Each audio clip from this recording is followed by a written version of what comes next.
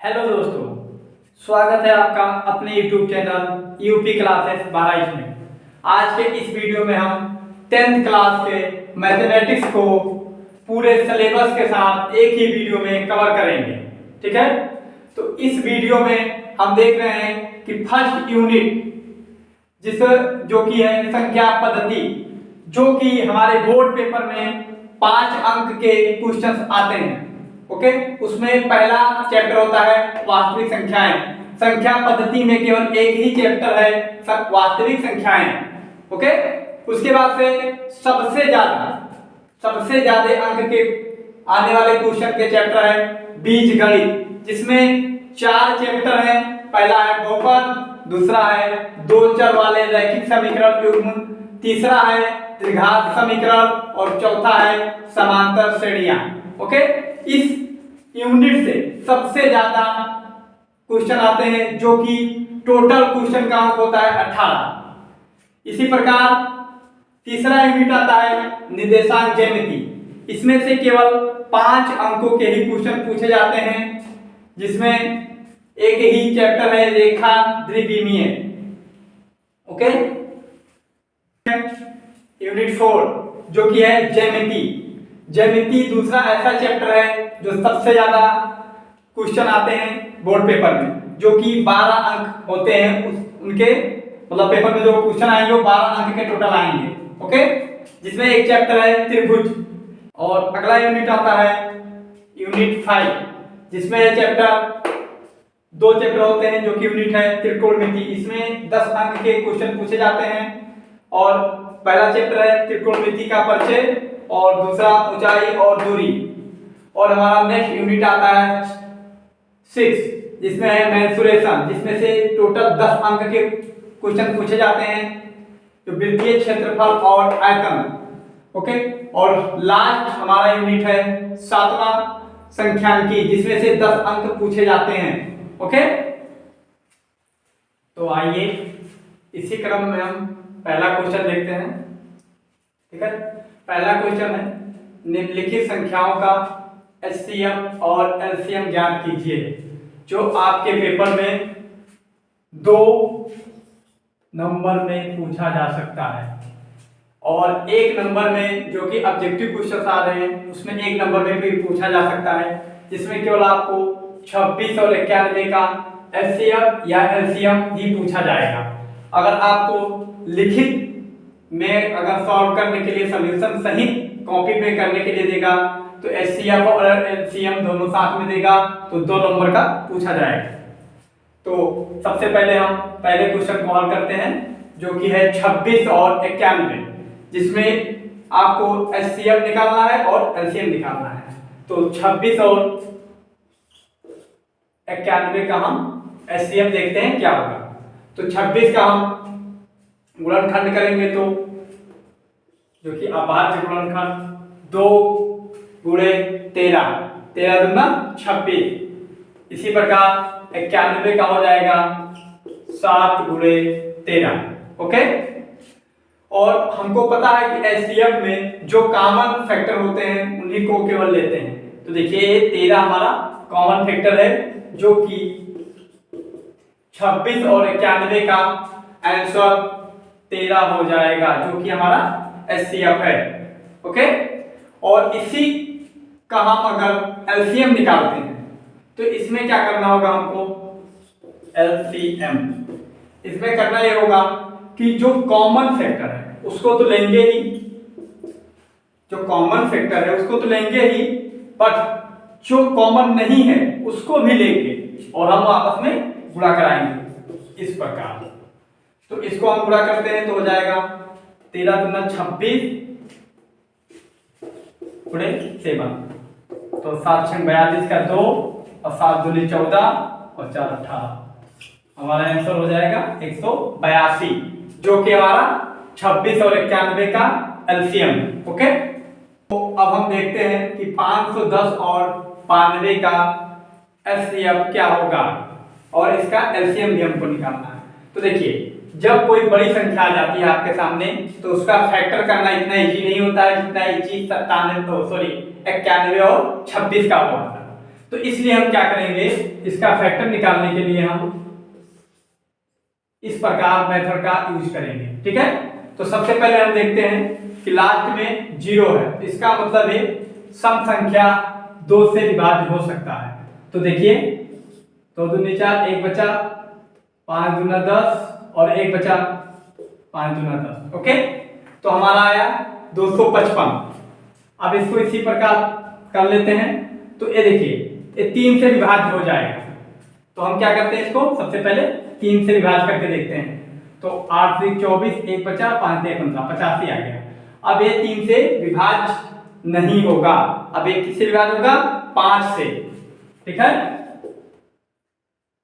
तो 5 करना 5, 3, 17 पचे 85। ओके, अब ये जो 17 संख्या है ये ऐसा अभाज्य संख्या है जो केवल स्वयं से ही विभाज्य होगा। किससे, स्वयं से, 17 से ही विभाज्य होगा।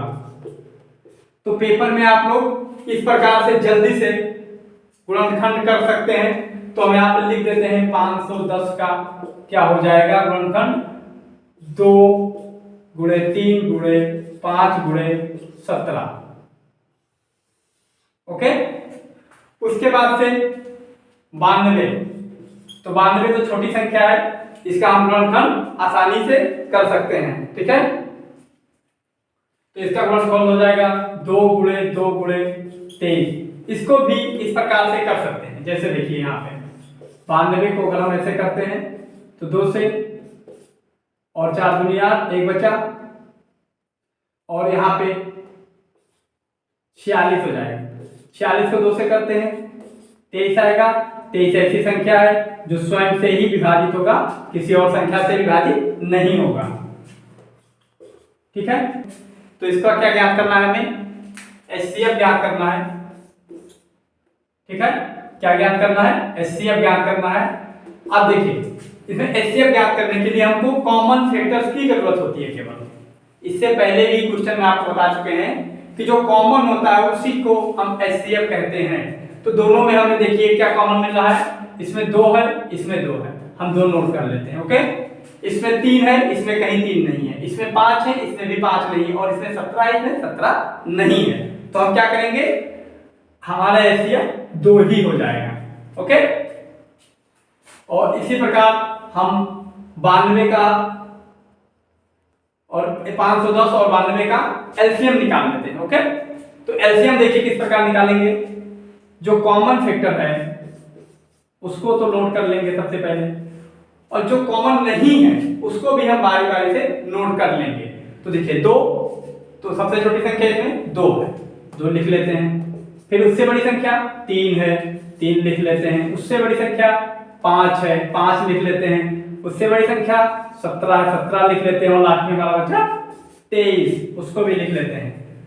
मैथमेटिक्स में आप लोग जितनी भी स्पीड से क्वेश्चन को करेंगे उतनी ही आपको फायदा होगा, क्योंकि समय सारे सब्जेक्ट के पेपर के बराबर ही मैथ में भी होता है, और इसमें समय कुछ ज्यादा लगते हैं।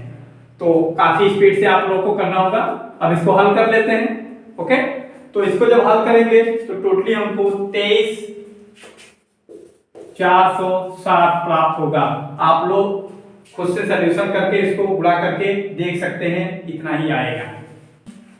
सेकेंड क्वेश्चन पे आते हैं, जो कि क्वेश्चन है निम्नलिखित संख्याओं का एचसीएफ ज्ञात करने के लिए न्यूक्लिड विभाजन एल्गोरिथम का प्रयोग कीजिए। जिसमें आपको एचसीएफ ज्ञात करना है, बट न्यूक्लिड विभाजन एल्गोरिथम मेथड से ज्ञात करना है। तो इसमें हम देखते हैं कि किस किस संख्या का एचसीएफ ज्ञात करना है। तो इस क्वेश्चन में 135 और 225 का एचसीएफ ज्ञात करना है, वो भी कैसे, न्यूक्लिड विभाजन एल्गोरिथम। आप लोग को क्वेश्चन को ध्यान से पढ़ के ही सॉल्व करना है, ना कि सिंपल मेथड से एचसीएफ निकाल के चले आए। अगर वैसे करके चले जाते हैं तो आपको एक भी नंबर नहीं दिया जाएगा, क्वेश्चन को रॉन्ग साबित कर दिया जाएगा। ओके, तो आप लोग को ध्यान देना है कि क्वेश्चन में क्या पूछ रहा है। तो 135 और 225 के बजाय कोई और संख्या भी लिखी जा सकती है आपके बोर्ड एग्जाम में। तो हम इसको देख लेते हैं। तो 135 को हम क्या करेंगे, 135 से 225 को भाग देंगे, सिंपल भाग जो आप क्लास 4 साइंस में देते आ रहे हैं वैसे हम भाग देंगे। 135 को जब हम भाग देंगे तो एक बार में जाएगा कितना, 135, क्योंकि दो बार हम लिखते हैं तो 225 से ज्यादा हो जाएगा। ओके, तो जब हम 135 से 225 को भाग देते हैं एक बार में तो हमारा बचता है यहाँ पे 90। और न्यूक्लियर विभाजन एल्गोरिथम का रूल ये कहता है कि शेषफल आपका कितना आना चाहिए, 0। जो लोग इसको पढ़े होंगे जानते होंगे कि शेषफल जब 0 आएगा तब इसका आंसर अपने आप आ जाएगा, जो कि आंसर यहाँ पे होता है। ओके, तो हम देखते हैं कि यहाँ पे जो शेषफल है वो 0 नहीं है। ठीक है, 90 नॉट इक्वल टू 0, जो कि शेषफल हमें 0 होना चाहिए, सॉरी। ओके, तो हम इसके लिए क्या करेंगे, हम फिर एक स्टेप हल करेंगे। जो एल्गोरिथम का मतलब ही होता है स्टेप बाय स्टेप, जब तक कि 0 ना आ जाए तब तक हमको स्टेप बाय स्टेप हल करना होगा। तो 90 से हम 135 को फिर से भाग देंगे तो यहाँ पे हमें क्या प्राप्त होगा, देख लेते हैं, 45।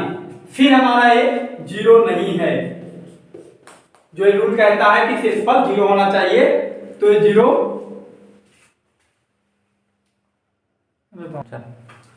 तो हम 90 से भाग देंगे 135 को, तो एक बार में इसको भाग देंगे, क्योंकि दो बार हम पूरा कर देते हैं 90 का तो ज्यादा हो जाएगा, किससे, 135 से। ओके, तो यहाँ पे शेषफल जो प्राप्त हुआ हमारा वो 45 है, जो कि 0 नहीं है। तो हम क्या लिखेंगे, 45 नॉट इक्वल टू 0। ओके, हम क्या करेंगे, फिर 45 से 90 को भाग देंगे। तो जब हम इससे भाग देंगे तो 45 गुना दो बार में हमारा आ जाएगा 90, जो कि हमारा यहाँ शेषफल हो जाएगा 0। अब हमारा ये न्यूक्लियर विभाजन एल्गोरिथम का रूल फॉलो हो रहा है, शेषफल 0। तो हमारा आंसर क्या हो जाएगा यहाँ पे, 45। HCF equal to 45। ओके, तो यहां पे हम लिख सकते हैं कि 135 और 225 का HCF किसके मेथड से, न्यूक्लियर विभाजन एल्गोरिथम मेथड से आया हुआ है, जो कि 45 है। अगर इसको हम सिंपल मेथड से भी हल करते हैं तो हमारा आंसर 45 ही आएगा, बट जो कि आपके पेपर में पहले ही से दे रखा है कि न्यूक्लियर विभाजन एल्गोरिथम मेथड से आपको इस क्वेश्चन को हल करना है, इसलिए आप क्या करेंगे, इस मेथड का यूज करेंगे, सॉल्यूशन इसी प्रकार देंगे। ओके, तो इसी क्रम में हम देखते हैं तीसरा क्वेश्चन, जो कि हमारा है P के किन मानों के लिए निम्न समीकरण के युग्म का एक अद्वितीय हल है। ओके, तो हम सबसे पहले इस समीकरण को लिख लेते हैं। तो 4x plus py plus 8। Okay, तो इसको हम प्लस 8 ना लिखकर क्या कर लें, इक्वल टू प्लस 8 को हम पक्षांतर कर देते हैं, तो क्या हो जाएगा, -8 हो जाएगा। ओके, और इसको हम मान लेते हैं समीकरण 1। दूसरा समीकरण है 2x प्लस 2y, और इसको भी हम प्लस 2 को पक्षांतर कर लेते हैं तो क्या हो जाएगा, -2, और इसको मान लेते हैं समीकरण 2। ओके, अब इसको हम निकाय समीकरण से तुलना कर देते हैं। तो जो कि हमारा निकाय समीकरण होता है, निकाय समीकरण, इसको आपको बोर्ड पेपर में हल करते वक्त लिखना होगा। तो निकाय समीकरण हम लिख लेते हैं, a1x plus b1y equal to c1। Okay, अब क्या करते हैं, दूसरा समीकरण हमारा है तो उसको हम क्या करते हैं, a2x plus b2y equal to c2 लिख लेते हैं। अब इस समीकरण को हम इससे तुलना कराएंगे, समीकरण 1 से समीकरण पहले निकाय समीकरण से और समीकरण 2 को दूसरे निकाय समीकरण से, जिससे हमको मान प्राप्त होगा इस प्रकार a1 बटे a2 इक्वल टू b1 बटे b2। ये हमारा होता है अद्वितीय हल इस प्रकार से। ओके, तो ये बराबर नहीं होते हैं, एक दूसरे के बराबर नहीं होते हैं, तो हम यहां से पहले तुलना करके मान निकाल लेते हैं। तो a1 बराबर यहाँ पे देखिए 4 है, 4 हो जाएगा। b1 का मान क्या है, p है, और c1 का मान क्या है, -8 है, जो कि हमको कोई जरूरत नहीं है, c1 मान की कोई जरूरत नहीं है हमको, केवल हमको a1 और a2 और b1 और b2 की जरूरत है। तो हम क्या करते हैं, इसको हटा देते हैं, क्योंकि हमें यहाँ पे पूछा गया है अद्वितीय हल, केवल दो ही का पूछा गया है, a1 और b1 का। तो हम क्या करेंगे, a2 का मान लिख लेंगे जो कि हमारा यहाँ पे दिया हुआ है 2, और b2 का मान लिख लेंगे जो कि हमारा दिया हुआ है 2। और देखिए सबसे पहले आप लोग को ध्यान रखना है कि समीकरण में क्या लिखा हुआ है, प्लस में है या माइनस में। अगर यहाँ पे प्लस के बजाय माइनस होता तो हमें क्या लिखना होता, -p, और यहाँ माइनस होता तो -2। विशेष ध्यान रखना है आप लोग को इस चीज का, क्योंकि मैथमेटिक्स में सबसे ज्यादा ध्यान प्लस और माइनस का रखते हैं, वरना आपका जो भी सवाल होगा पूरा का पूरा गलत हो जाएगा। तो देखिए हमारा यहाँ पे a1 इक्वल टू 4 और b1 इक्वल टू p और a2 इक्वल टू 2 और b2 इक्वल टू 2 आ चुका है। और इसको हम क्या करेंगे, अब यहाँ पे रख देंगे। तो a1 का मान है 4, a2 का मान है 2 और p b1 का मान है और b2 2 है। ओके, इस प्रकार हम रख देंगे, जो कि यहाँ पे हम देख रहे हैं कि पहले से बताया गया था कि दोनों आपस में बराबर नहीं होते हैं, तो यहाँ पे बराबर है नहीं, दोनों बराबर नहीं है। अब देखिए इसको हल करते हैं, तो ये हो जाएगा आपका 2 और यहाँ पे हो जाएगा p बटे 2, तो p equal to 4, p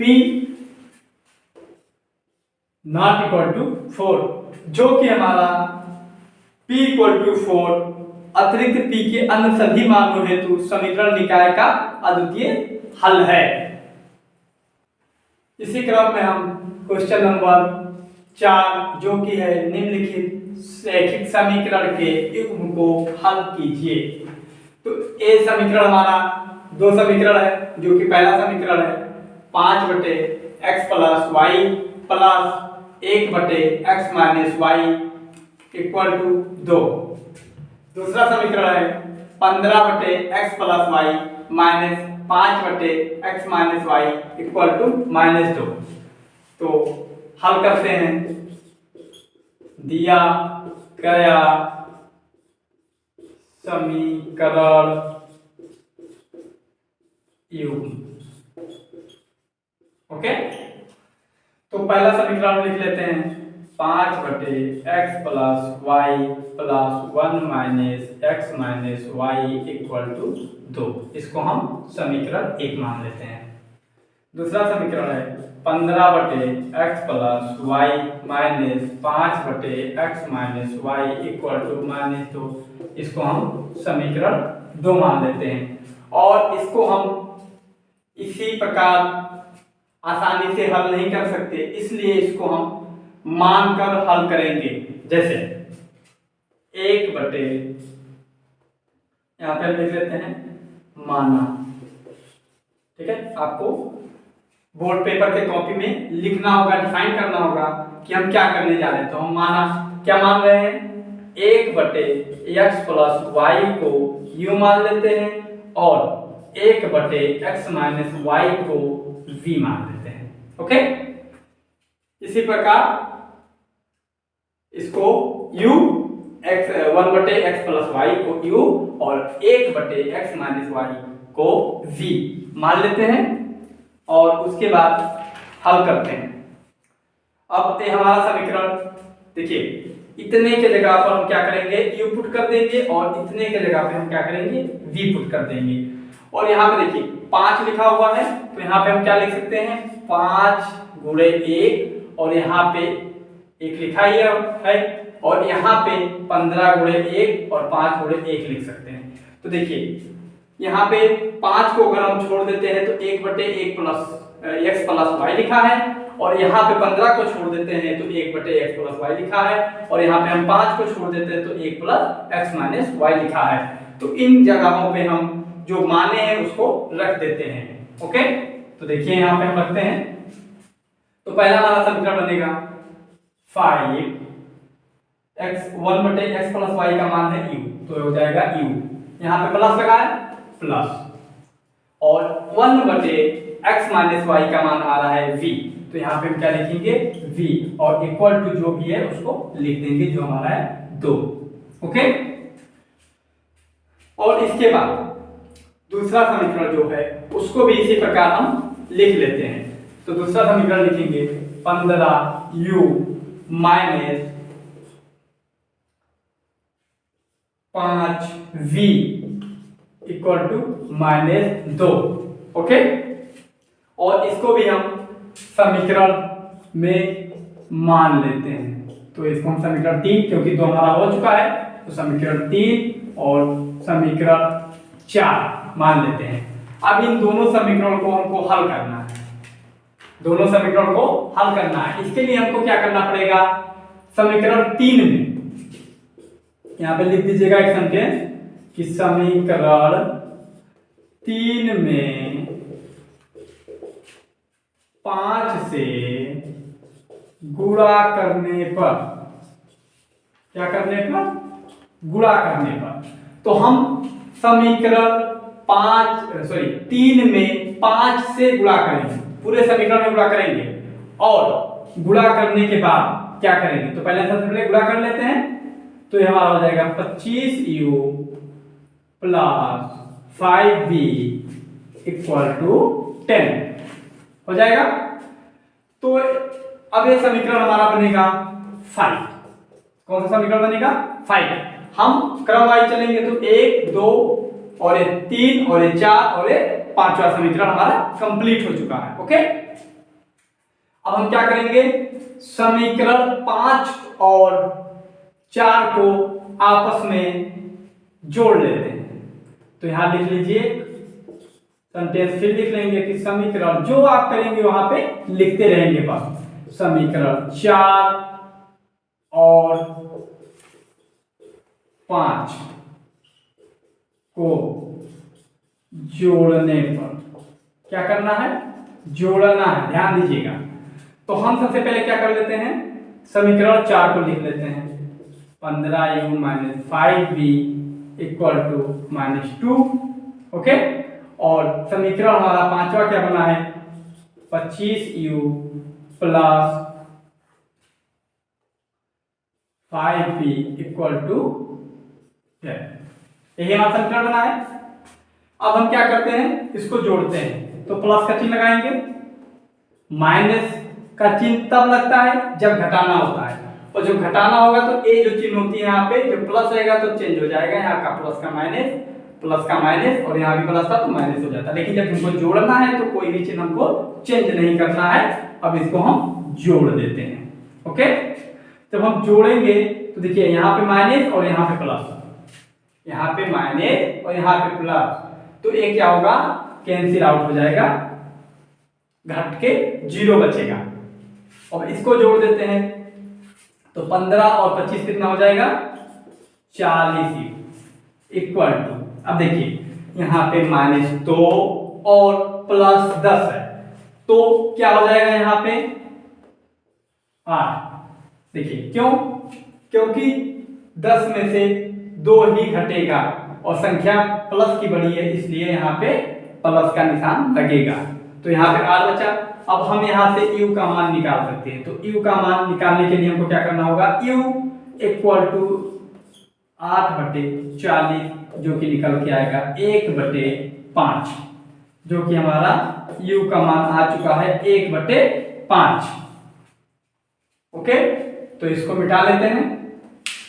u बराबर 1/5 आया है। अब u का मान हम समीकरण 3 में रख देंगे, तो यहाँ पे हमको लिखना होगा समीकरण 3 में u का मान रखने पर। सेंटेंस पे विशेष ध्यान दीजिएगा, जो भी आप क्रियाकलाप करेंगे उसको एक सेंटेंस में आपको लिखना होगा। ओके, तो हम u का मान यहाँ पे समीकरण 3 में रख रहे हैं, तो 5 गुणे 1/5 प्लस v इक्वल टू 2। अब इसको हल कर लेते हैं, तो 5 5 कैंसिल आउट हो जाएगा। अब आपका मान हो जाएगा b इक्वल टू 2 - 1 क्यों? a वाला 1 इधर हम पक्षांतर करेंगे तो माइनस में 1 हो जाएगा, तो v इक्वल टू 1। ओके, अब हमारे पास u और v का मान आ चुका है। तो अभी हमने पहले u और v को किसी की जगह पे माना था, तो हम उसको उसी के जगह पे फिर लेके जाएंगे। तो हमने क्या माना था? 1/x + y equal to u, यही हमने माना था। और u का मान हमारा क्या है? 1/5। तो हम इसको इस प्रकार ना लिखकर हम इस प्रकार लिखते हैं कि u equal to 1/x + y equal to 1/5, और इसको हम हल कर लेते हैं। तो क्या आएगा हमारा? देखिए, x + y इक्वल टू 5, यही आएगा। और इसको हम नेक्स्ट समीकरण मान लेते हैं। हमारा समीकरण पहुंचा है 5 तक, और इसको हम मान लेते हैं 6। क्या मान लेते हैं? समीकरण 6 लिखा हुआ है x + y इक्वल टू 5, जो कि हमारा u का मान है। u को हम माने थे इससे पहले 1/x + y की जगह पर। अब हम u को 1/x + y और जो मान u का आया है वो लिख देंगे और इसको सॉल्व करेंगे इतने को, तो हमें प्राप्त होगा x + y इक्वल टू 5, ये हमें प्राप्त होगा। इसी प्रकार हम जो v को माने थे, v को उसको भी लिख लेते हैं। तो v को क्या माने थे? 1/x - y, उसका मान क्या आया हुआ है? 1। यहाँ पे देखिए उसका मान 1 आया हुआ है, तो यहाँ पे लिख लेते हैं 1। अब इसको हम सॉल्व करेंगे तो आएगा x - y इक्वल टू 1। इसको हम समीकरण 7 मान लेते हैं। ठीक है, इतने को हमने सॉल्व किया तो हमें प्राप्त हुआ x - y इक्वल टू 1। ये आपका 4 नंबर में क्वेश्चन पूछा जा सकता है। ठीक है, और लगभग 100% आने के चांसेस हैं। एक क्वेश्चन नहीं सही, इसी प्रकार के किसी और क्वेश्चन को दिया जाएगा जिसमें आपको केवल चेंजेस थोड़ा सा दिए जाएंगे, लेकिन सारा पैटर्न इसी का लगेगा सवाल को सॉल्व करने के लिए। तो आइए देखते हैं। अब हमें प्राप्त हो गया है u का मान x + y इक्वल टू 5 और x - y equal to 1 v का मान। अब हम क्या करेंगे? यहाँ से इस समीकरण को दोनों को हल करके x और y का मान ला सकते हैं। कैसे? देखिए, फिर हम एक सेंटेंस लिखते हैं, समीकरण 6 और 7 को 6 और 7 को जोड़ने पर, क्या करने पर? जोड़ने पर। जैसे ही आपस में इसको हम जोड़ेंगे, देखिए x + y इक्वल टू 5 और x - y इक्वल टू 1, इसको हम जोड़ते हैं तो हमें प्राप्त होता है 2x equal to 6, x equal to 3। लिख सकते हैं, क्योंकि x इक्वल टू जब पक्षांतर करेंगे 2 को तो भाग में जाएगा, 6/2 हो जाएगा, 6/2 को हम लिख सकते हैं 3। ओके, x का मान आ गया आपका। और इसी प्रकार सेम जैसे यहाँ पे हमने रखा था कि समीकरण 3 में u का मान रखिए, ऐसे सेम आप लोग x का मान ले जाकर समीकरण 6 में या समीकरण 7 में किसी भी समीकरण में रखेंगे तो आपका y का मान आ जाएगा। जैसे हम मान लेते हैं, यहाँ पे आप लोग लिख लीजिएगा कि समीकरण 6 में x का मान रखने पर, ओके। आप लोग हमारे वॉइस को ध्यान दीजिएगा, अगर इसमें ना दिखाई दे तो। समीकरण 6 में हम क्या करेंगे, x का मान रखेंगे, और समीकरण 6 हमारा क्या है, x plus y equal to 5, और x का मान क्या है 3 प्लस वाई इक्वल टू 5। इसको जब पक्षांतर कर देंगे तो हमें मिल जाएगा 2। क्या मिल जाएगा, 2 मिल जाएगा। कैसे, क्योंकि ये 3 इधर जाएगा तो 5 माइनस 3 बराबर 2, क्योंकि कट के 2 बचेगा। y का मान हमें आ गया 2। अब हमें दोनों का मान प्राप्त हो चुका है। किसका किसका, x और y का मान प्राप्त हो चुका है, जो कि हमारा यही आंसर होगा। और लास्ट में आप लोग ऐसे लिख सकते हैं x equal to 3, y equal to 2 answer, okay. इसी क्रम में क्वेश्चन नंबर 5 जो कि है, सिद्ध कीजिए कि रैखिक समीकरण युग्म 3/2 x plus 5/2 y equal to 7, जो कि आपके क्वेश्चन पेपर में 4 नंबर या कभी कभी 2 नंबर में भी पूछा जा सकता है, ओके। और दूसरा समीकरण है 9x minus 10y equal to 14 संगत है। ये पूछा है क्या है कि जो समीकरण दिया हुआ है रैखिक समीकरण, ये दोनों संगत हैं या असंगत हैं, ये आपको प्रूव करना है। तो यहाँ पे आपको संगत ही प्रूव करना है, संगत है। तो देखिए कैसे। तो हम सबसे पहले क्या करते हैं, दिया गया समीकरण युग्म, ठीक है। पहला समीकरण है 3/2x plus 5/2y equal to 7। इसको हम समीकरण 1 मान लेते हैं। और 9x minus 10y equal to 14, इसको हम समीकरण 2 मान लेते हैं, ओके। अब इसमें हम क्या करते हैं, सबसे पहले इसमें कंडीशन अप्लाई होती है कि इसमें समीकरण निकाय होता है, जिससे हमको इसको तुलना करना होता है, और ये जांच करनी होती है कि 2 equal to b1/b2 equal to c1/c2, okay. ये तीनों आपस में बराबर नहीं होने चाहिए। तो ये क्या रहेगा, not equal to a1/a2 not equal to b1/b2 not equal to c1/c2, okay. तो आइए हम सबसे पहले निकाय समीकरण लिख लेते हैं। निकाय समीकरण, जिससे हमको इस समीकरण को तुलना करके a1, a2, b1, b2, c1, c2 का मान निकालना है। तो देखिए a1x plus b1y equal to c1, okay. दूसरा समीकरण होता है a2x plus b2y equal to c2। तो इस समीकरण से हम इस समीकरण को तुलना करके a1 equal to b1 equal to c1 equal to a2 equal to b2 equal to c2 equal to का मान निकाल लेते हैं। कैसे, देखिए a1 की जगह पे क्या लिखा हुआ है 3/2, b1 की जगह पे क्या लिखा हुआ है 5/2, और c1 के जगह पे 7 लिखा हुआ है, ओके। ये आपका a1, b1 और c1 का मान हो गया। और इसी प्रकार हम a2, b2 और c2 का मान निकाल लेते हैं।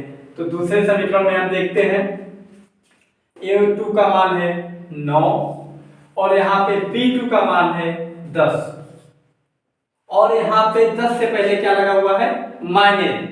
तो आप लोग माइनस का चिन्ह कभी मत भूलिएगा लगाना यहाँ पे, क्योंकि ये संख्या पूरी पूरी यहाँ पे माइनस में दी गई है, -10।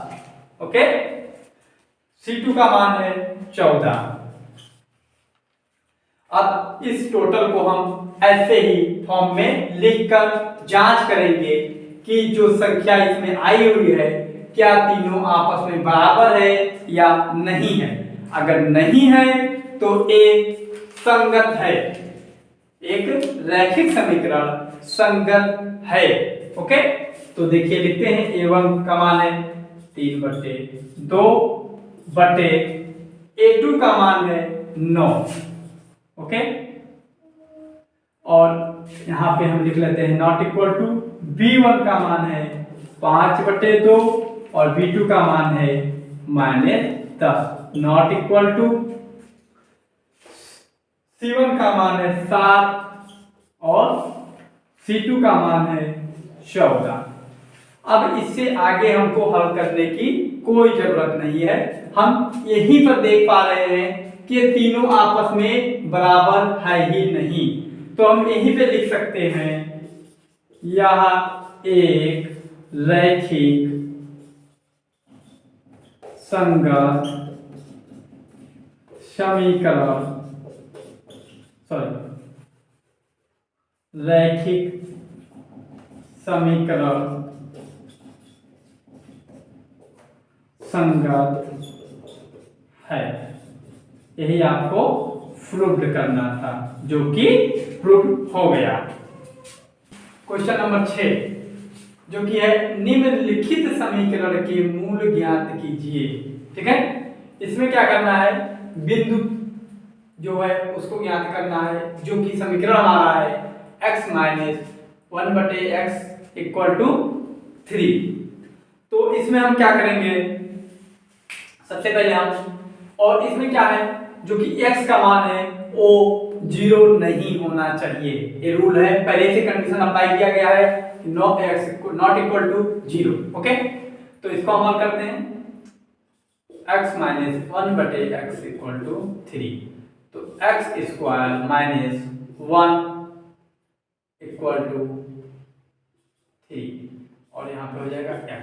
अब हम क्या करेंगे, इस x को हम पक्षांतर करेंगे, तो इधर हो जाएगा हमारा x² - 1 = 3x। Okay, x - 1/x = 3, तो हमने यहाँ पे क्रॉस मल्टीप्लिकेशन किया तो हो गया x² - 1/x = 3। अब हो गया हमारा x² - 1 = 3x। ओके, अब हम क्या करेंगे, इसको एक समीकरण में लिख लेते हैं x²। अब इसको इधर पक्षांतर करेंगे तो -3x - 1 = 0। अब इसमें हम क्या करते हैं, x² - 3x - 1 = 0।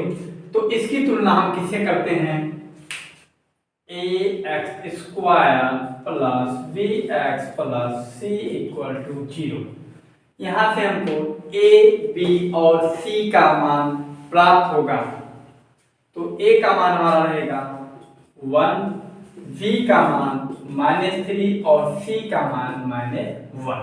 ओके, अब हम इसमें क्या करेंगे, सीधा चालक का प्रमेय यूज करेंगे, जो कि होता है -b ± रूट में b² - 4ac/2a। ओके, और यहाँ पे जो जो भी लिखा हुआ है b a c, इस सारे का सारा मान यहाँ पे लिखा हुआ, और इसमें हम क्या करेंगे, इस मान को इसमें पुट कर देंगे। ओके, तो आइए कैसे पुट करेंगे, -b का मान क्या है, -3 है, तो माइनस माइनस प्लस हो जाएगा, हम यहाँ पे केवल 3 ही लिख लेते हैं, और एक प्लस माइनस।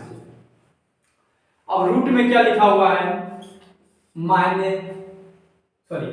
b², जिसका मान है -3, और b² -3 है तो स्क्वायर होगा तो 9 हो जाएगा, प्लस में -4 × 1 × -1। ओके, ये हमारा रूट के अंदर रहेगा और बटे में 2 × 1।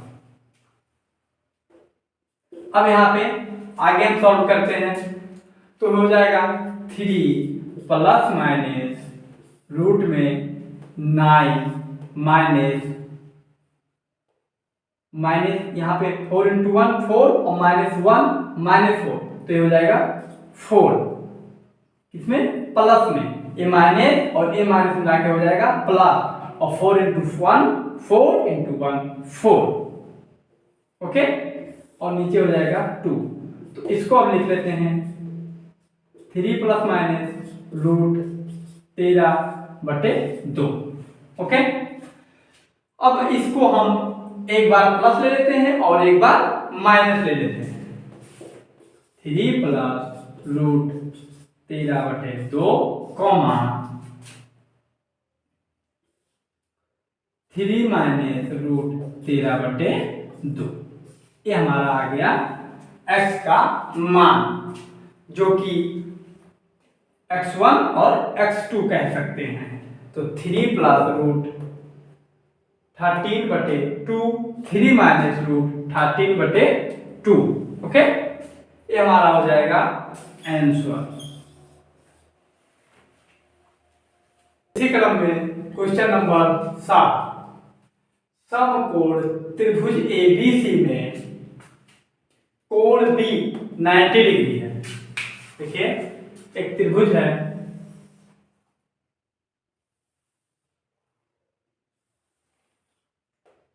A B और C, जिसका कोण 90 डिग्री है। कौन सा कोण? कोण B, A 90 डिग्री। ओके, यदि D भुजा BC का मध्य बिंदु है तो DC BC इसका मध्य बिंदु, मान लीजिए यहाँ पे है D और इसका ये हो गया भुजा। तो सिद्ध कीजिए AC² = 4AD² - 3AB²। तो इसमें समकोण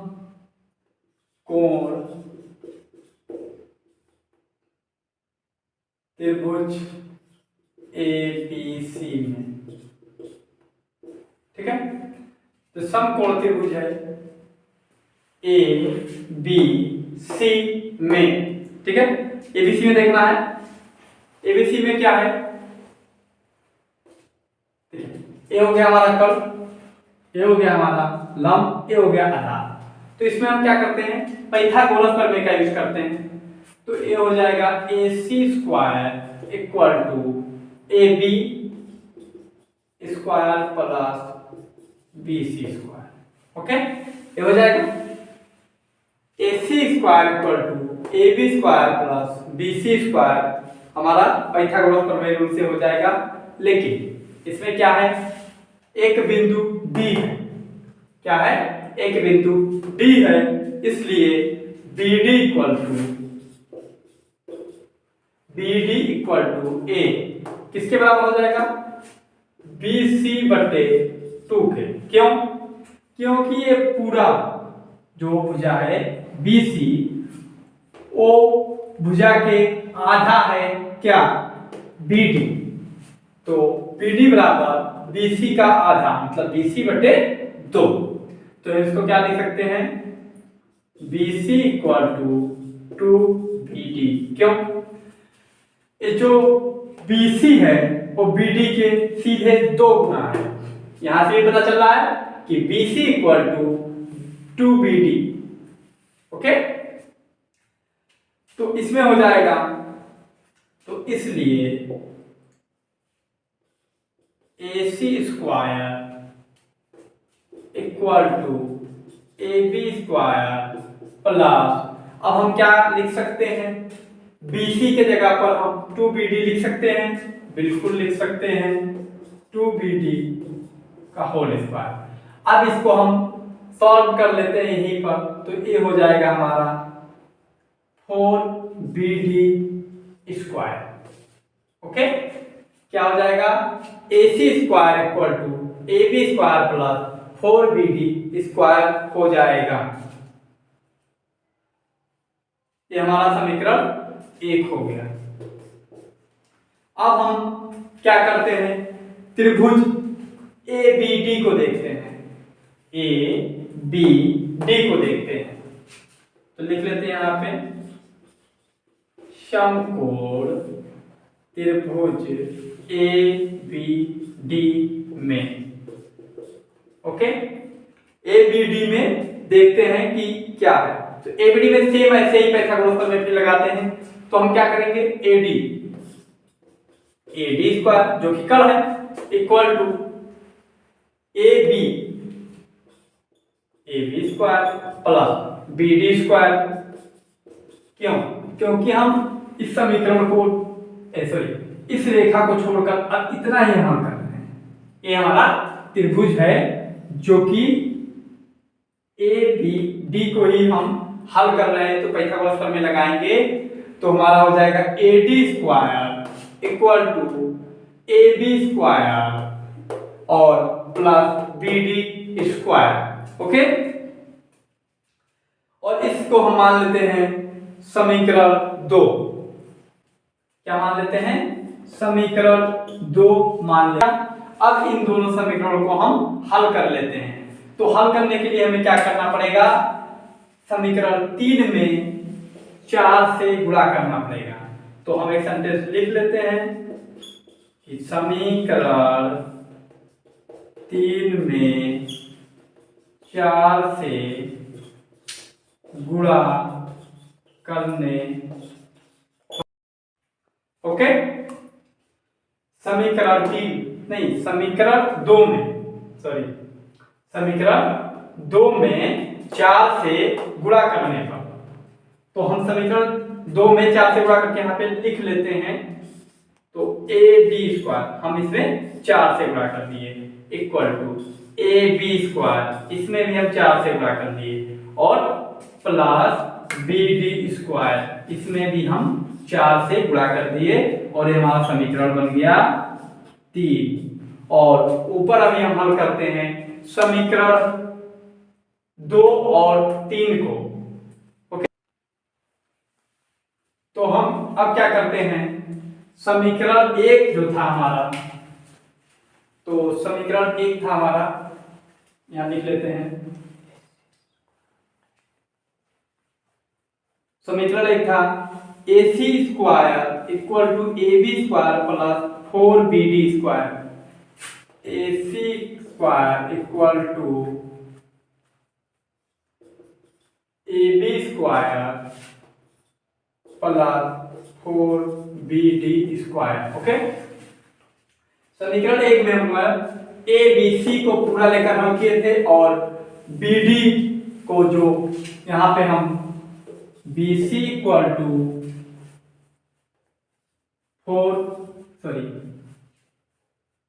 2BD स्क्वायर लिखे थे।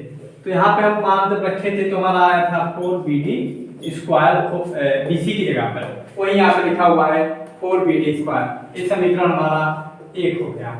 और समीकरण हमारा 3 जिसको हमें घटाना है, समीकरण 1 में से 3 को घटाना है, तो यहाँ पे हो जाएगा 4AD square equal to 4AB square plus 4BD square. समीकरण 3, इस दोनों में से हमको घटाना है।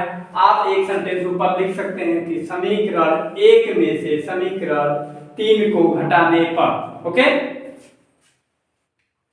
तो हम इसको घटाएंगे तो प्लस की जगह माइनस, प्लस की जगह माइनस, प्लस की जगह माइनस हो जाएगा। ये आप लोग जानते होंगे कि जब हम घटाते हैं तो हमारे चिन्ह में परिवर्तन हो जाते हैं। ओके, अब देखिए यहाँ पे a प्लस में है और a माइनस में हो गया, तो ये क्या हो जाएगा, क्रॉस हो जाएगा। और यहाँ पे हम लिख लेते हैं AC minus 4AD square equal to A B square minus 4ab square. Okay, समीकरण 1 में से 3 को घटाने पर हमें प्राप्त हुआ ac square minus 4ad square equal to ab square minus 4ab square. Okay, अब हमको प्रूफ क्या करना है ये देख लेते हैं। तो हमको प्रूफ ये करना है ac square equal to 4ad square minus 3ab square. Okay, तो हमको इसको हल करके इतना लेके आना है। तो देखिए कैसे आ जाता है ac स्क्वायर। अब इसको हम पक्षांतर कर लेंगे। सबसे पहले तो इसको हल कर लेंगे, तो minus 4ad square equal to, इसको हल करेंगे तो माइनस 3ab स्क्वायर हमको प्राप्त हो जाएगा। और इसको जब हम पक्षांतर करेंगे तो हमें सेम जो कि प्रूव करना है वही प्राप्त हो जाएगा। देखिए ये आ गया आपका आंसर, ये आपको प्रूव करना था। ओके, तो इसी प्रकार नेक्स्ट क्वेश्चन है त्रिकोणमिति से। तो क्वेश्चन बताने से पहले आपको त्रिकोणमिति में sine cos tan 0 degree, 30 degree, 45 degree, 60 degree और 90 डिग्री का मान कैसे निकालते हैं, उसका ट्रिक क्या है। तो देखिए सबसे पहले हम क्या करते हैं, लिख लेते हैं 0 डिग्री, 30 डिग्री, 45 डिग्री और 60 डिग्री और 90 डिग्री। इसका मान हम आसानी से कैसे निकाल सकते हैं। तो सबसे पहले साइन, ओके, तो साइन का मान निकालते हैं। हम क्या करते हैं, यहाँ से 0 से 1 2 3 4 तक गिनती लिख देते हैं और सभी को 4 से भाग दे देते हैं। क्या करते हैं, भाग दे देते हैं, 4 से भाग दे देते हैं। भाग देने के बाद सभी को रूट में लिख देते हैं। अब इस रूट को सॉल्व कर लेते हैं। देखिए यहाँ पे 1 बचेगा तो यहाँ पे आ जाएगा 90 डिग्री का मान 1। यहाँ पे देखिए √3/√4 को बाहर करेंगे तो 2 बचेगा। ये आपका हो गया साइन 60 का मान। और यहाँ पे आपका हो जाएगा 1/2 मीन्स 1/√2। ओके, ये आपका हो जाएगा साइन 45 का मान। और यहाँ पे आपका हो जाएगा साइन 30 का मान 1/2 और साइन 0 का मान हो जाएगा आपका 0। ओके, तो ये आपका हो गया टोटली साइन का मान, sine 0, sine 30, sine 45, sine 60 degree और साइन 90 डिग्री। ओके, अब सेम कुछ नहीं करना है कॉस के मान लिखने में। कॉस का मान लिखना है तो कुछ नहीं करना है, सेम आप इसको उल्टा लिख दीजिए, इधर ले आइए। पहले 1 लिखिए, फिर √3/2 लिखिए, फिर 1/√2 लिखिए, फिर 1/2 लिखिए, फिर 0 लिखिए। अच्छा, आप लोग अब जानते होंगे कि 10 जो कि 10 theta equal to sine theta बटे कॉस थीटा लिखा जा सकता है। तो क्यों ना हम साइन और कॉस को भाग देते तो tan का मान आ जाए। तो हम बिल्कुल इसी प्रकार करने वाले हैं। देखिए, तो tan का मान निकालने के लिए हम क्या करेंगे, tan का मान निकालने के लिए हम दोनों को आपस में भाग देंगे। तो जब हम 1 से 0 को भाग देंगे तो हमें 0 प्राप्त होगा, 0। यहाँ पे हम भाग देंगे तो 1/√3 प्राप्त होगा और यहाँ पे हम भाग देंगे तो हमें 1 प्राप्त होगा और यहाँ पे भाग देंगे तो √3 और यहाँ पे देंगे तो इन्फिनाइट, जिसका कोई अंत नहीं है। ठीक है, अनंत जिसको कहते हैं। पहला ही क्वेश्चन है साइन थीटा इक्वल टू 4/5। तो 4 tan theta minus 5 cos theta बटे sec theta plus 4 cot theta का मान ज्ञात कीजिए। तो इसमें मान ज्ञात करने के लिए हमें sin थीटा इक्वल टू 4 बटे 5 जो कि होता है लंब बटे कर्ण, लाल बटे कक्का के अकॉर्डिंग, L बटे के साइन थीटा, A बटे के cos थीटा, L बटे A tan थीटा। ओके, तो यहां पे हम लिख लेते हैं L बटे के। ओके,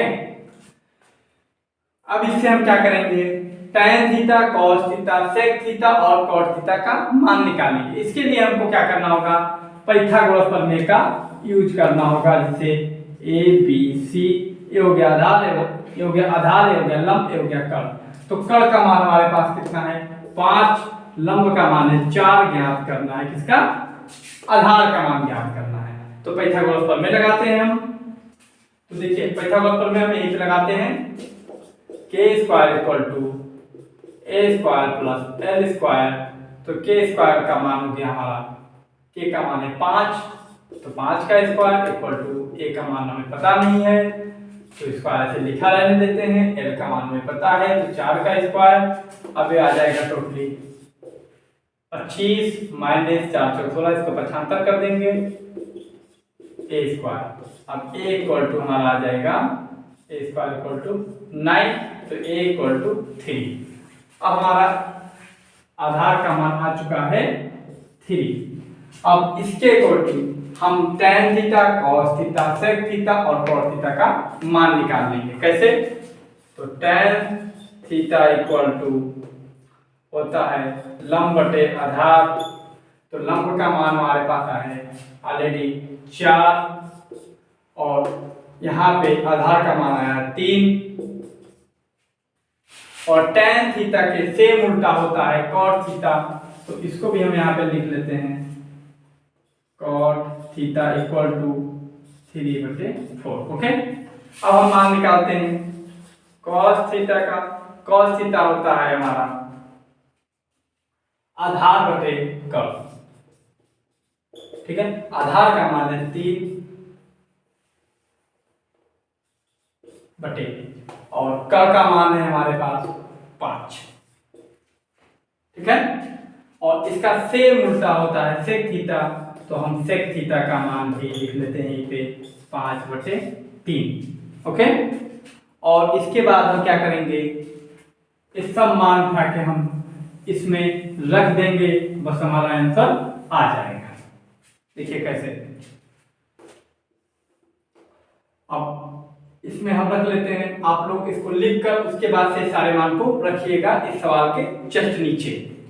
तो देखिए यहाँ पे 4 गुणे tan का मान है 4/3 और -5 cos का मान है 3/5 बटे sec का मान है 5/3 प्लस और cot का मान है 4 गुणे 3/4। इसको हल कर लेते हैं। देखिए ये 5 से कैंसिल आउट, 4 से कैंसिल आउट, अब ये हो जाएगा 16 और -3, 16/3 माइनस 3/5/3 प्लस 3, ठीक है। इसको हम हल कर लेते हैं तो हमारा आ जाएगा 16 माइनस 9/3/5 प्लस 9/3, 3 से कैंसिल आउट और ये हमारा घट के बचेगा 7/14। इसको लिख सकते हैं 1/2, ठीक है। इस टोटल का मान हमारा आएगा 1/2, जो कि हमारा आंसर है। इसी प्रकार ट्रिग्नोमेट्री का सेकेंड क्वेश्चन है, इसको प्रूव करना है 1 माइनस साइन थीटा बटे 1 plus cos sine theta equal to sec theta minus tan theta का होल स्क्वायर। ओके, तो इसमें हम क्या करते हैं, सबसे पहले एलएचएस ले लेते हैं। जिस साइड को आपको हल करना है उस साइड को आप ले लीजिए और उसके विपरीत साइड, जैसे आपने एलएचएस लिया है तो RHS आपको लेके आना है, सेम LHS बराबर RHS हो जाना चाहिए। तो हम सबसे पहले क्या कर रहे हैं, LHS ले रहे हैं, और तो LHS मेरा है 1 प्लस साइन थीटा। इसको क्या कर लेते हैं, दोनों में ऊपर नीचे 1 माइनस साइन थीटा बटे 1 माइनस साइन थीटा से गुणा कर लेते हैं। तो ये क्या हो जाएगा, ये हो जाएगा 1 माइनस साइन थीटा का होल स्क्वायर बटे, अब देखिए एक ब्रैकेट में प्लस एक ब्रैकेट में माइनस, तो क्या हो जाता है a square minus b square. तो ये हो जाएगा 1 minus sign square theta. Okay, हो जाएगा 1 माइनस साइन स्क्वायर थीटा, और ऊपर बन जाएगा 1 माइनस साइन थीटा का होल स्क्वायर। तो हम 1 माइनस साइन स्क्वायर थीटा को क्या लिख सकते हैं, देखिए sine square theta plus cos square theta equal to 1, ये हमारा सूत्र होता है। अब यहाँ पे हमें 1 माइनस साइन स्क्वायर थीटा की जगह पे लिखना है, तो कॉस स्क्वायर थीटा को रोक कर 1 माइनस साइन स्क्वायर थीटा लिख सकते हैं, इसके जगह पे हम कॉस स्क्वायर थीटा लिख सकते हैं। तो हम यहाँ पे लिख दे रहे हैं 1 माइनस साइन थीटा का होल स्क्वायर बटे कॉस स्क्वायर थीटा लिख सकते हैं ना। तो यहां से हम आगे आप करते हैं, तो लिखेंगे 1 minus cos theta minus sign theta बटे कॉस थीटा का होल। कैसे, हम 1 बटे कॉस थीटा और माइनस साइन थीटा बटे कॉस थीटा लिख सकते हैं। इसको यहीं पे हम पूरा के पूरा होल स्क्वायर में भी लिख सकते हैं, लिख दे रहे हैं जिससे आपको प्रॉब्लम नहीं होगी, ऐसे लिख सकते हैं। अब ब्रैकेट के अंदर हमने इसको अलग और इसको अलग कर दिया, जब इसको हम हल करेंगे तो हमारा सेम ऐसे ही प्राप्त होगा। ओके, अब इसको हम हल करते हैं, तो देखिए 1 बटे कॉस थीटा का होता है सेक थीटा, और माइनस साइन बटे कॉस थीटा का होता है tan थीटा का होल स्क्वायर। हमको यही प्रूफ करना था, और हमारा है आ गया LHS बराबर RHS।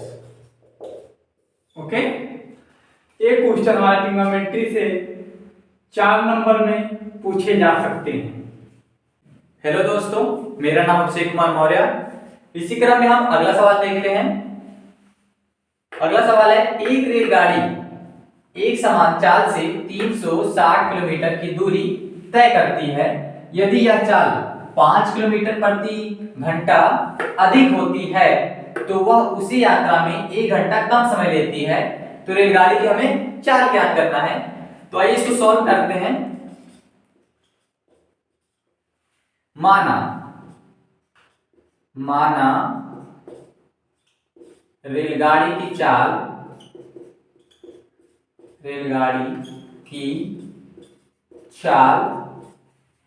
x किलोमीटर प्रति घंटा हो,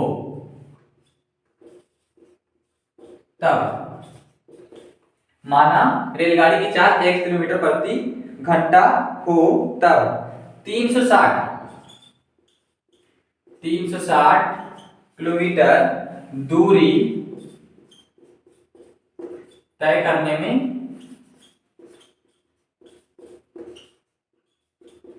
लगा समय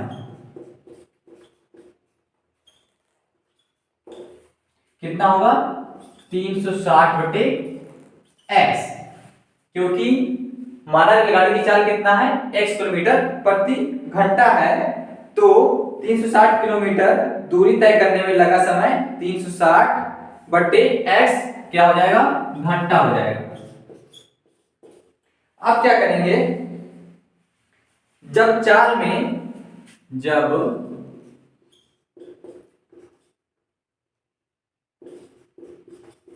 जब चाल में कितना वृद्धि हो रहा है, 5 किलोमीटर प्रति घंटा, 5 किलोमीटर प्रति घंटा वृद्धि हो रही है,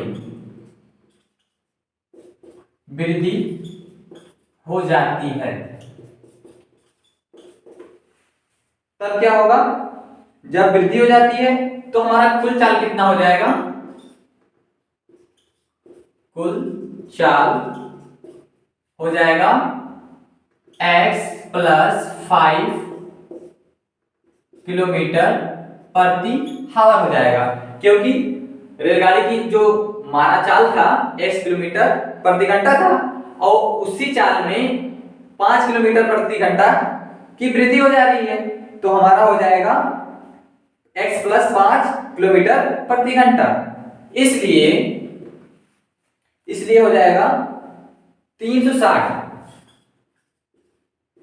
किलोमीटर दूरी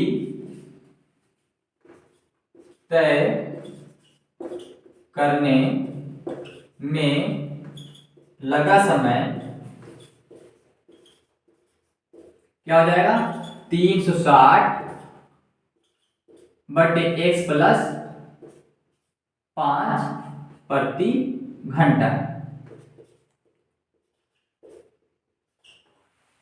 कितना हो गया, 360 बटे x प्लस 5 किलोमीटर घंटा हो गया। अब आगे देखते हैं, चूंकि इसमें क्या हो रहा है, तो उसी यात्रा में 1 घंटा कम समय लगता है। जब 5 किलोमीटर प्रति हावर में वृद्धि हो जाती है तो क्या होगा, 1 घंटा कम समय लगता है, तो क्या हो जाएगा, 360 किलोमीटर दूरी तय करने में 1 घंटा कम समय लगता है।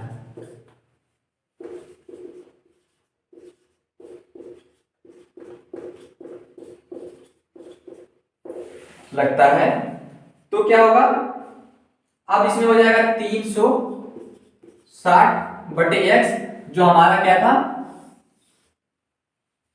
एक समान चाल से था, और जब इसमें 5 किलोमीटर प्रति घंटा वृद्धि हो जाता है तो क्या हो जाता है, 360 बटे x प्लस 5 इक्वल टू 1, क्योंकि 1 घंटा कम समय लगता है, तो ये हो गया। अब इसमें क्या करेंगे, इसको क्रॉस मल्टीप्लाई कर लेंगे, तो 360 गुणे x प्लस 5, तो इसको ऐसे लिख लें, 360 x प्लस 5 माइनस 360 गुणे इसका इससे मल्टीप्लाई कर देंगे, क्या हो जाएगा, x हो जाएगा इक्वल टू 1, और नीचे कितना हो जाएगा, x प्लस 5, ये हो गया हमारा। अब इधर देखते हैं, अब देखिए ये हो जाएगा, इसको अंदर मल्टीप्लाई कर लेंगे तो क्या हो जाएगा, 360 x प्लस 1800, 360 को 5 से गुणा करेंगे जब, तो कितना हो जाएगा, 1800। अब ये हो जाएगा माइनस 360 x बटे x square plus 5 x equal to 1। अब इसमें क्या होगा, ये कट जाएगा, 360 x प्लस में है, ये क्या है, माइनस में है, तो ये तो कट जाएगा। अब इधर क्या बचा, 1800 बटे x square plus 5x equal to 1। अब क्या, 1800 को उधर ट्रांसफर कर लेंगे तो हो जाएगा x square plus 5x equal to 1800। अब देखिए क्या करेंगे, 1800 को इधर भागांतर कर लेते हैं, तो हो जाएगा x square plus 5x minus 1800, इधर ये प्लस में था, बराबर किधर आएगा, तो इसमें हो जाएगा माइनस में हो जाएगा, इक्वल टू 0। अब इसको क्या करेंगे, ये समीकरण है x square plus 5x minus 1800 equal to 0। अब इसका फैक्टर करते हैं, तो फैक्टर कैसे करते हैं, x स्क्वायर प्लस 1800 का फैक्टर आज यहाँ पे हो जाएगा 45x minus 40x minus 1800 equal to 0। अब इसमें देखिए हम x को कॉमन ले लेंगे, तो x जब कॉमन होगा तो इसमें यहाँ पे बचेगा x, क्योंकि यहाँ पे 2x था तो ये x कॉमन हो गया तो क्या बचेगा x प्लस 45। यहाँ पे x कॉमन हो गया है, ये x कॉमन हो गया तो यहाँ पे x बचा, इसमें से बचा 45, तो ये हो गया x प्लस 45। यहाँ पे माइनस 40 कॉमन ले लेंगे तो यहाँ पे क्या बचेगा x प्लस 45 इक्वल टू 0। अब क्या होगा, जो कॉमन मिला उसको हम एक ब्रैकेट में लिख लेते हैं, तो x प्लस 45 एक ब्रैकेट में हो गया, और इसको x माइनस 40 इक्वल टू 0। अब क्या करते हैं, साइड में कर लेते हैं। आप देखिए क्या लिखा, x प्लस 45 इक्वल टू 0 है, तो क्या करेंगे, x को रोक लेंगे तो x इक्वल टू क्या हो जाएगा माइनस 45। दूसरा हमारा समीकरण क्या है, x minus 40 equal to 0। x equal to क्या हो जाएगा 40। हमारा देखिए, अब देखिए क्या होता है, कोई भी अगर रेलगाड़ी है तो वो माइनस में तो चलेगी नहीं, तो क्या होगा प्लस। तो हमारी जो रेलगाड़ी का चाल क्या होगा, रेलगाड़ी का चाल 40 किलोमीटर प्रति आवर होगा। ये हमारा आंसर हो गया। इसी क्रम में हमारा अगला क्वेश्चन है, तो आइए देखते हैं। दिया हुआ क्वेश्चन, k का मान ज्ञात कीजिए यदि बिंदु 1, 1 k, -4 और 2, -5 संरेखी है तो दिए गए बिंदु क्या है, सॉल्व देखते हैं इसका।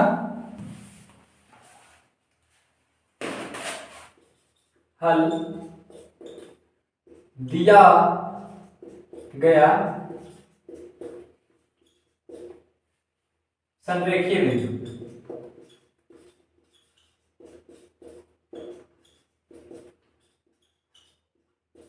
क्या है, 8, 1 k, -4 और 2, -5 है, जो कि संरेखीय बिंदु है। अतः अब इसको सॉल्व करते हैं। अतः इनसे बने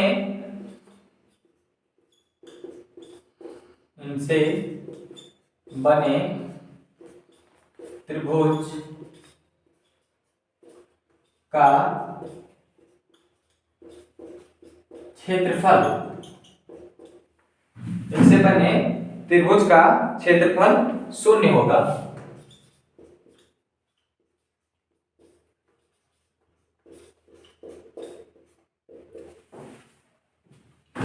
अब त्रिभुज का क्षेत्रफल का इसमें फार्मूला लगाएंगे।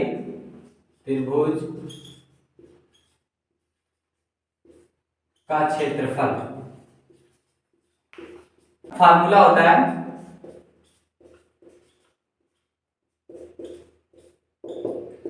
1/2 ब्रैकेट में x1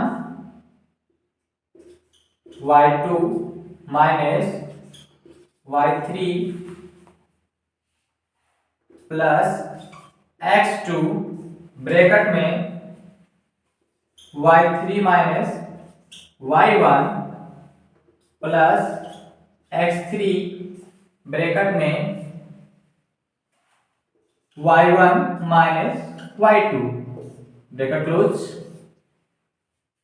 इक्वल टू 0। अब इसमें हम x1 x2 x3 y1 y2 y3 का मान रखेंगे। तो ये हमारा क्या है, x1 x2 x3 और ये y1 y2 और y3। इसमें हम सारा मान पुट कर देंगे।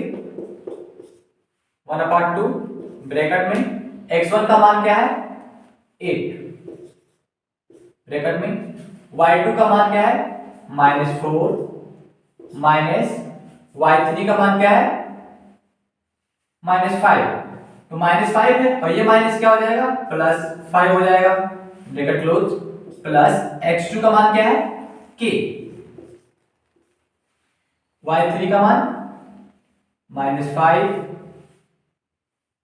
माइनस y1 का मान क्या है 1 प्लस x3 का मान 2 ब्रैकेट में y1 का मान है 1 माइनस y2 का मान -4, तो ये क्या हो जाएगा +4 ब्रैकेट क्लोज इक्वल टू 0। अब इसको क्या करेंगे 1/2, अब इसमें देखिए माइनस प्लस माइनस और प्लस माइनस हो जाएगा, तो ये कितना हो जाएगा यहाँ पे बचेगा 8 वो भी प्लस में, तो ये कितना हो जाएगा 8 इंटू 1 प्लस के, यहाँ पे क्या है माइनस और ये माइनस जुड़ के क्या हो जाएगा प्लस, क्या हो जाएगा 6k, माइनस माइनस प्लस हो जाएगा, तो ये क्या हो जाएगा 6 प्लस 2 4 5 इक्वल टू 0।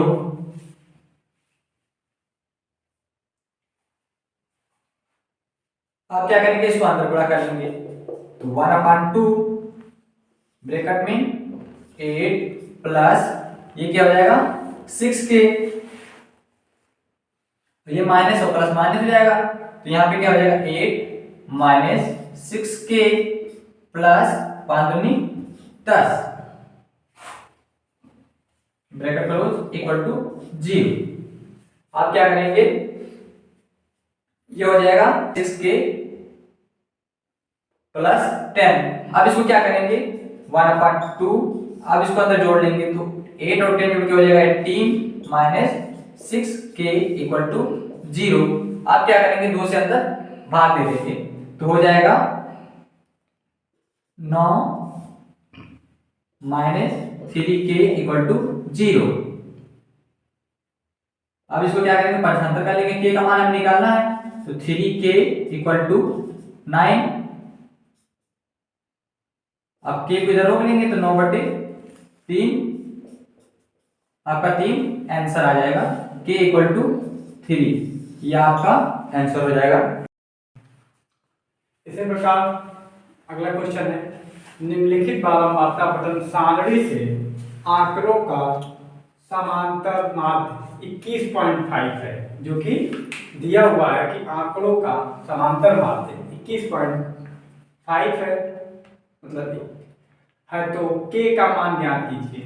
आंकड़े हैं x इक्वल टू x बराबर 5 15 25 35 45 और f दिया हुआ है 6 4 3 k 2। ओके, तो इस प्रकार हम इसको लिख लेते हैं, प्रत्यय रूप में इसको कहते हैं प्रत्यय समांतर माध्य। अब इसको हम क्या करते हैं f इंटू एक्स लिखा हुआ है तो इसको हम इंटू कर देते हैं 5 इंटू 6, ठीक है, और 15 इंटू 4 25 इंटू 3 और 35 इंटू k और 45 इंटू 2। ओके, इसके बाद से इसका योग कर देते हैं, योग क्या आया 6 4 10 3 13 2 15, तो k प्लस 15। ओके, आपका योग आ जाएगा k प्लस 15 और योग आपका आ जाएगा k प्लस 15। अब इसका योग टोटल करेंगे तो आएगा 255 प्लस 35k, कितना आएगा 255 प्लस 35k। देखिए यहाँ पे 35k और इसको गुणा करके लिखेंगे तो आपका आएगा 255, ठीक है। यहाँ पे देखिए लिख देते हैं 40 60 75 और ये हो जाएगा 35k 35k और ये हो जाएगा